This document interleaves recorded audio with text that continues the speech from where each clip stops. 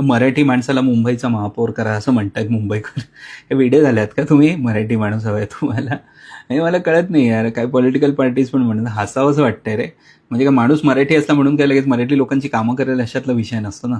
आता उदाहरणार्थ आपले मुख्यमंत्री ते पण तर मराठी आहेत. ते काय मराठी लोकांसाठी स्पेशल काम करतायत? नाही. तर फक्त मराठी माणूस महापौर झाला असं चालणार नाही मुंबईत. मराठी लोकांसाठी वेडा असलेला माणूस महापौर होणं गरजेचं आहे. म्हणजे जिथे कुठे मराठी माणसावरती मुंबईत जर अत्याचार होत असेल तर त्याचं रक्त खवळेल आणि त्यांच्या विरोधात तो सरकारी यंत्रणा वापरेल असा माणूस मुंबईचा महापौर होणं गरजेचं आहे. हे जे परप्रांतीयांनी इथे इल्लिगल धंदे बसवले ते इल्लिगल धंदे बंद करण्याची हिंमत ठेवणारा माणूस मुंबईचा महापौर झाला पाहिजे. आता मी मुंबईत राहत नाही, पण मुंबई आमच्या सगळ्यांच्या मनात राहते.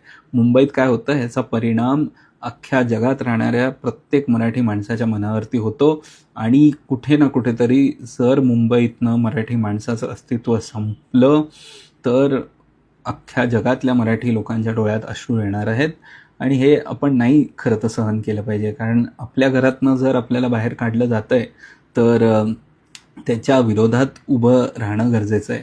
आता मी म्हणत नाही एखाद्या पक्षाच्या समर्थनात तुम्ही वोटिंग करा किंवा त्याच्या विरोधात वोटिंग करा. फक्त माझं म्हणणं एवढंच आहे की धर्मांध होऊ नका आणि विचार करून मतदान करा. जय महाराष्ट्र, जय हिंद.